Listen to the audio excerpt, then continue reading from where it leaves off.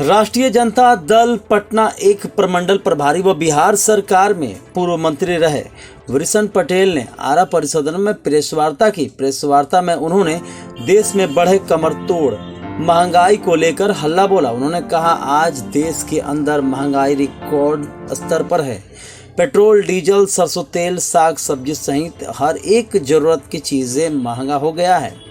आम जनजीवन महंगाई के कारण काफ़ी प्रभावित है। जहां एक तरफ कोरोना जैसी महामारी में कई लोगों की नौकरियां चली गई, वहीं दूसरी तरफ देश के प्रधानमंत्री महंगाई का बोझ जनता के ऊपर दे रहे हैं और उनके ही सहयोगी बन बैठे हैं। बिहार के मुखिया नीतीश कुमार पूर्व मंत्री ने कहा कि बिहार विधानसभा में नेता प्रतिपक्ष और हमारे दल के नेता तेजस्वी प्रसाद यादव का यह आह्वान है कि आगामी 18 जुलाई को बिहार के तमाम प्रखंड मुख्यालयों पर एवं 19 जुलाई को तमाम जिला मुख्यालयों पर इस निकम्मी सरकार खिलाफ राज्यव्यापी आंदोलन होना। हमारा प्रदर्शन होगा 18 को प्रखंडों में और 19 को जिला के हेडक्वार्टर में। हम सभी वाकिफ़ हैं कि इस देश के जो प्रधानमंत्री हैं आदरणीय मोदी जी, वो महंगाई के सीढ़ी पे ही चढ़ के इस देश के प्रधानमंत्री बने थे। उन्होंने देश की जनता के साथ वादा किया था कि हमारी सरकार बनेगी तो पेट्रोल, डीजल, दूध, खाने की वस्तु, तेल, ये सब का दाम हम घटाएंगे। और छाती ठोक के कहा करते थे कि इतनी महंगाई में कैसे आप कांग्रेसी सरकार को और दूसरे सरकार को आप बर्दाश्त कर रहे हैं। लेकिन दुर्भाग्य है कि दोबारा भी वो प्रधानमंत्री बने, लेकिन महंगाई कम नहीं हुआ। और महंगाई का यह जो आलम है कि 14 में जो उन्होंने कहा कि 60 रुपये तेल है, बहुत महंगा है, इसको हम कम करेंगे, आज वह तेल 100 से ज़्यादा पर बिक रहा है।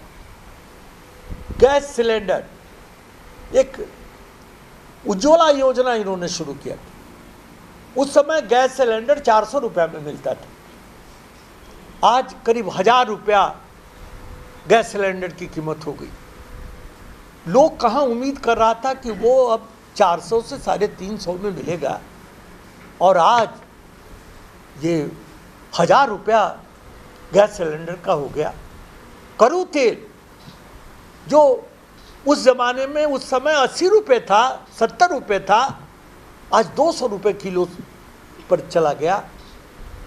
हम सभी जानते हैं कि देश का जो भविष्य है, जो बच्चे हैं, उनको दूध की आवश्यकता है। आज 50 रुपया से ऊपर दूध की कीमत हो गई, बच्चों को दूध नहीं नसीब हो रहा है। ऐसे समय में हमारा दायित्व बनता है कि जो वर्तमान सरकार है, जो अपने वादे पर विफल रहा, जो इस देश को महंगाई के सवाल पर कोई राहत नहीं दे सका, सारी बातें असत्य साबित हुई, उनको यथाशीघ्र हम लोग सत्ता से हटाएं, उनके खिलाफ आंदोलन चलाएं।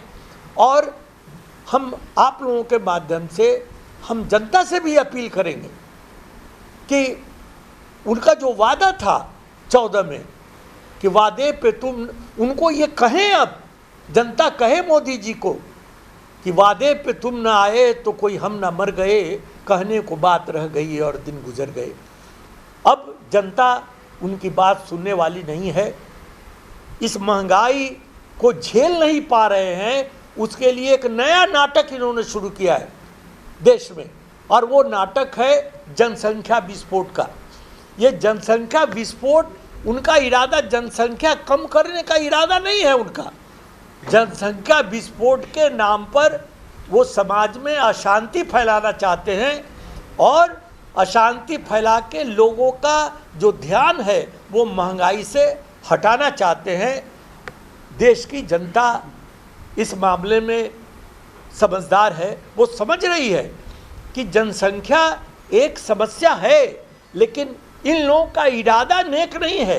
ये जनसंख्या कम करने की दिशा में इनका प्रयास नहीं है, ये मुस्लिम जनसंख्या कम कराने में और मुस्लिम जनसंख्या को उछालने में इनका समय लगेगा और जनता का ध्यान ये महंगाई से भटका के और उत्तर प्रदेश का चुनाव जीतने का ये प्रयास करेंगे। इसलिए मैं आप लोगों के माध्यम से कहना चाहता हूँ कि अब इनके बहकावे में नहीं आना है, या तो महंगाई कम करो और नहीं तो गद्दी छोड़ दो।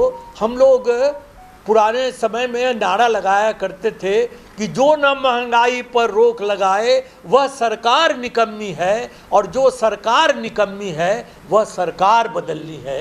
वो समय आ गया है कि वो जो नारा था, वो जो स्लोगन्स था, अब उस पर जनता एक्ट करे और जो वादा खिलाफी करने वाले लोग हैं उनको सत्ता से हटाने का प्रयास हो। यही आज के प्रेस कॉन्फ्रेंस में हम आप लोगों के माध्यम से जनता को संदेश देना चाहते हैं कि 18 को ब्लॉक में नरेंद्र मोदी जी का और वर्तमान जो बिहार के मुख्यमंत्री नीतीश कुमार का उनका पुतला दहन हो, और 19 तारीख को डिस्ट्रिक्ट हेडक्वार्टर में ये कार्यक्रम हो और हम लोग विरोध प्रदर्शित करें, जनता को उसमें ज़्यादा से ज़्यादा सम्मिलित कराने का प्रयास करें।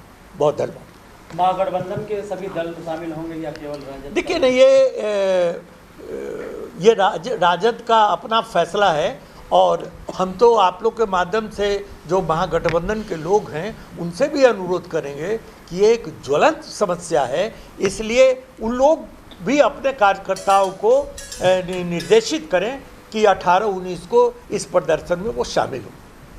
बिहार में अभी लगातार राजनीतिक तेज चल रहा है। चिराग पासवान के बारे में कुछ कहना चाहेंगे? जिस तरीके से अभी चिराग पासवान का काम में दिखाई दे रहा है, और साथ ही साथ अभी बड़े बड़े नेताओं के बीच मिलने जा रहे हैं, क्या प्रभाव पड़ेगा? तेजस्वी के साथ भी वो कभी कभी चर्चा करते हैं। देखिए ना, यहाँ धारा अभी दो ही है। एक धारा है कि सामाजिक न्याय और धर्मनिरपेक्षता इस देश में रहेगा कि नहीं। ये गांधी और अंबेडकर अपने ही देश में जो बेघर हो गए हैं वो पुराने घर में वापस होंगे कि नहीं। चिराग पासवान जी की जो धारा रही है वो अंत तक बोलते रहे कि साहब हम राम के हनुमान हैं। तो राम के हनुमान अगर आज भी वो बने रहेंगे तब तो वो पार्ट ऑफ एनडीए माने जाएंगे, और पार्ट ऑफ एनडीए माने जाएंगे तो फिर उनका रास्ता अलग होगा और हम लोगों का रास्ता अलग होगा। लेकिन अगर वो ये मानेंगे कि नहीं, अब एनडीए देश का सत्यानाश कर रहा है, ये मंदिर और मस्जिद और हिंदू और मुस्लिम और गरीब और अमीर को लड़ा के राज करना चाहता है, तो हम उनका स्वागत करेंगे। और कल भी हम लोगों ने स्वागत किया है, आगे भी उनका स्वागत करेंगे। तो जो लाइन है वो लाइन अभी तय नहीं हुआ है कि वो क्या आगे करेंगे, तो उनके अगले कदम पर ही सारा निर्भर करता है।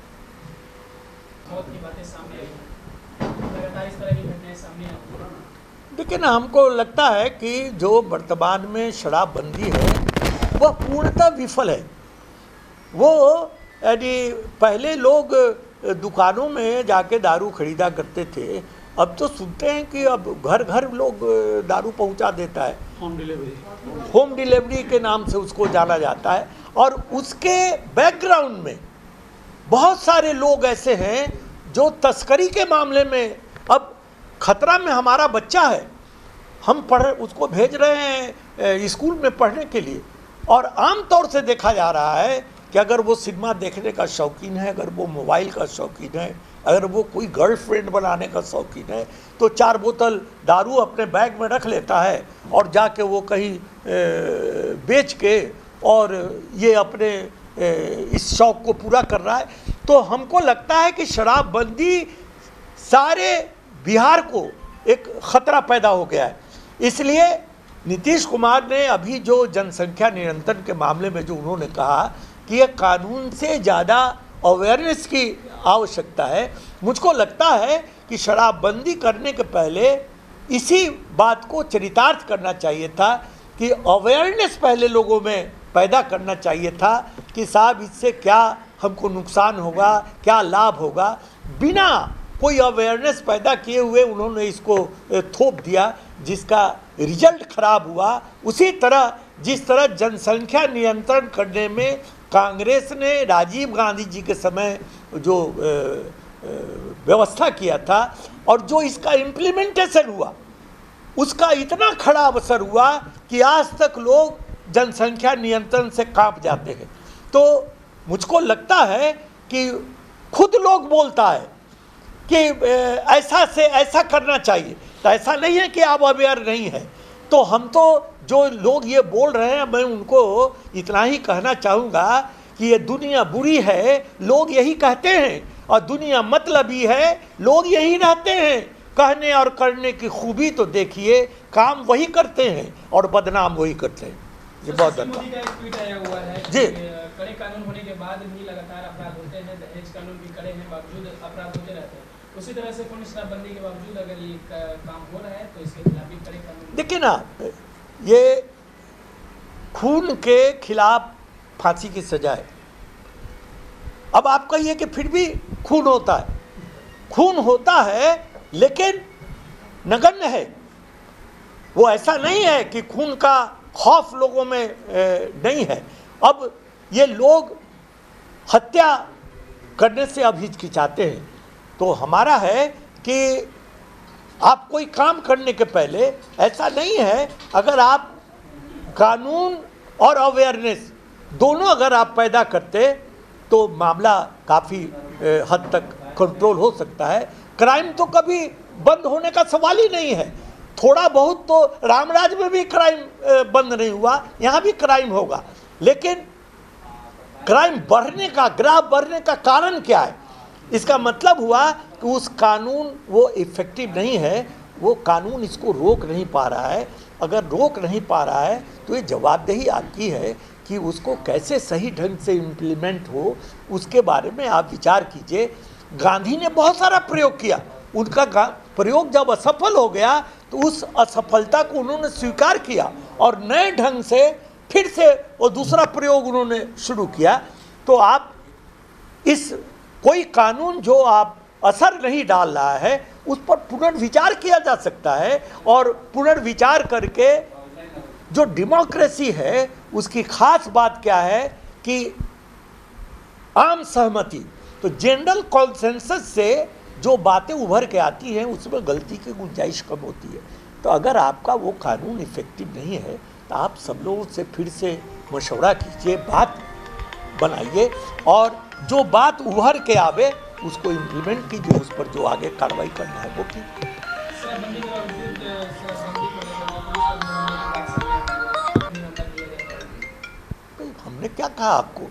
हमने कहा कि अगर ये इफेक्टिव नहीं है तो आपको विचार करना चाहिए, फिर से एक सर्वानुमति बनाने का प्रयास करना चाहिए। सब दल के लोगों को बुलाइए, उनके साथ बैठिए कि भाई हम प्रयास कर रहे हैं लेकिन ये कानून असर नहीं डाल रहा है, क्या करें बताइए, और जो सर्वानुमति उभर के आवे उस पर आगे कानून बनाना चाहिए, या जो भी आपको करना है वो कदम उठाना चाहिए।